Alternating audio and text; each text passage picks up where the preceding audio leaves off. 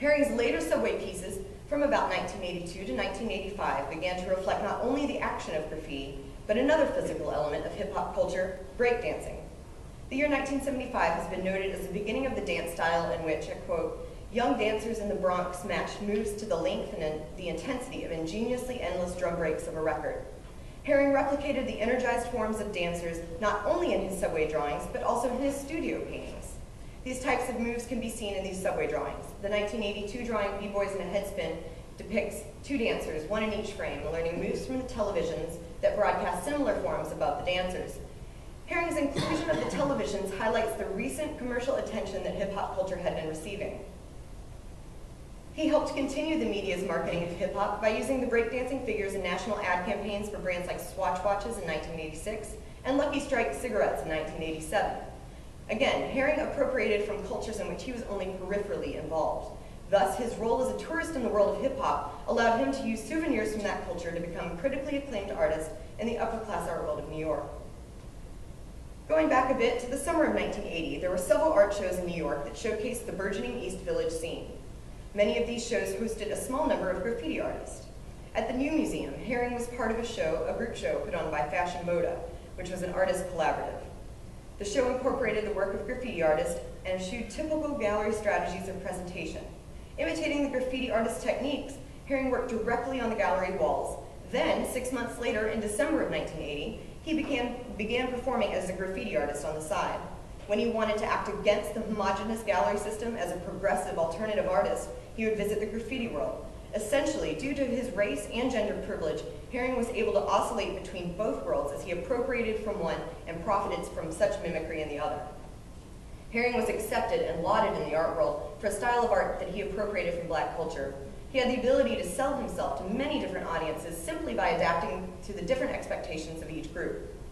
In galleries, Haring took graffiti art and mixed it with his own symbolism to address New York City's art and gay communities. Art collectors propelled him to international fame because of his ability as a white male to present Black culture as something safe, campy, marketable, and downright lighthearted. Graffiti was freed from connotations of the violence and anger of the stereotypical Black male. The Times Square show was a larger show in the summer of 1980 that pushed hip-hop culture to the status of a mainstream art trend. In this show, Fred, Fab Five Freddy Brathwaite, collaborated with other graffiti artists to create pieces for the show. After Brathwaite had hung up his work, he met Haring. He remembers the moment in this anecdote. I quote, "Keith Haring was just starting out. He was kind of a fan of graffiti. I had just hung up a couple of paintings and I was standing around the room. He came in and began to give me a lecture on who had made these paintings. And then somebody came in and said, 'Oh, Fred,' or 'Fab.' And Keith looked at me and he was like, 'I just put my foot in my mouth.'" At the time of the show, Haring was either working was working in his studio or the street in ways that did not refer directly to graffiti. What made Haring believe that he could lecture a Black man about his own graffiti art? Possibly, Haring felt like the gallery was his turf, so therefore he had to pontificate about the pieces and prove something about himself to maintain a certain reputation or facade. As this anecdote reveals, in the summer of 1980, Haring knew very little about the graffiti scene. By December of that year, however, he had carved out a spot for himself in the subways and created his own bleached version of the art form. His actions fit the definition of a détournement, the action interpreted by scholar Ted Swedenborg as the theft of aesthetic artifacts from their context, thereby negating their original value, and the diversion of those artifacts into context of one's own devise. Certainly, Haring's adoption of graffiti's spatial context and production style is a détourné that is consistent with the historical whitening of Black culture. White musical and visual artists have a history of borrowing from Black culture, while those Black artists receive only passing token attention for their inspiration of white folks. Swedenborg argues what defines the great and progressive breaks in these narratives of post-war pop art are the moments when white visual artists tapped into the energy and innovation of Black visual artistic forms, harnessed them for commercial success, and integrated them into the white pop art arena. Swedenborg's exacting criticism of American hegemonic history precisely describes the problems inherent in Haring's subway art, his rise to fame, and his eventual canonization as one of the great artists of the 1980s. The surge of marketing that surrounded hip-hop after 1979 resulted in the idea that the essence of Blackness could be distilled and transcend cultures, classes, and color. This phenomena, termed transtextuality by scholar Manthea Diawara, is the separation of blackness from black bodies, which allows, for example, white youths to adopt colloquialisms and cultural styles particular to blackness as a means of validating one's own cultural currency and asserting one's individualistic agency. In the early 1980s, as black culture was sold to the general public, Haring was quick to adopt the culture as his own.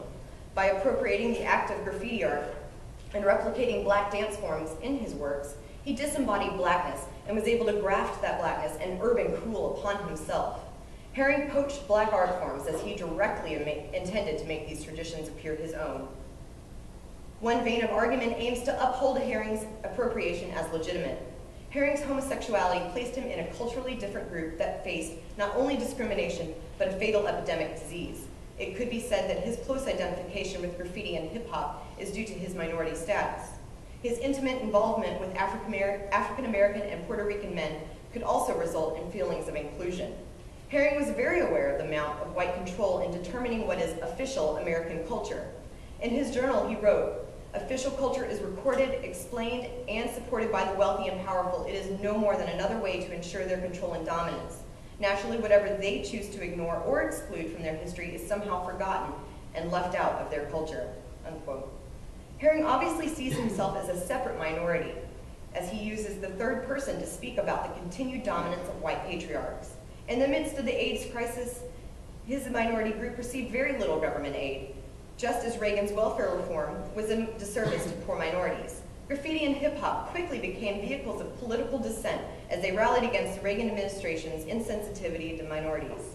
Some might argue that Haring's appropriation of graffiti to protest his own group's mistreatment legitimizes his borrowing because of graffiti's inherent defiance.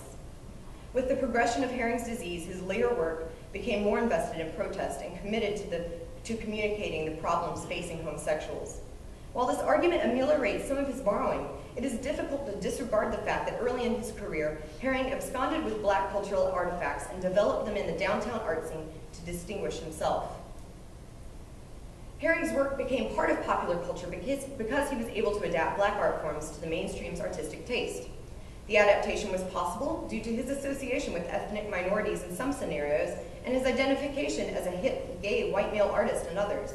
In his journals, he does not identify himself as part of the white majority, yet Haring seems to unknowingly point to himself as he decries the art world's racial exclusivity.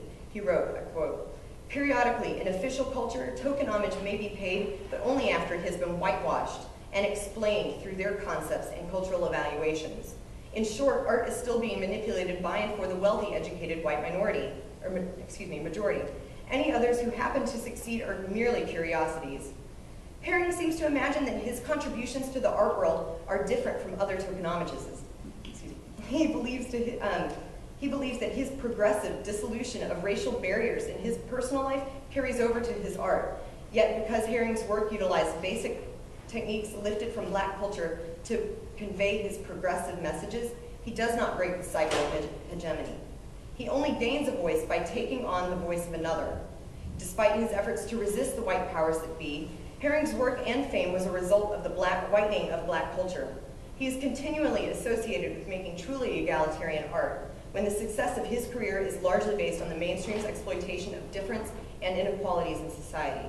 Today, art history labels Haring as a participant in and contributor to hip-hop culture, when he actually worked to empty graffiti of its cultural meaning and use it for his own cause. Haring's art, in many respects, deserves the attention of scholars. However, caution must be used when attaching accolades of originality to his hegemonic methodology. Thank you.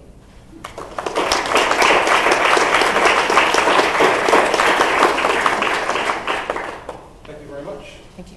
Our fourth and final speaker this afternoon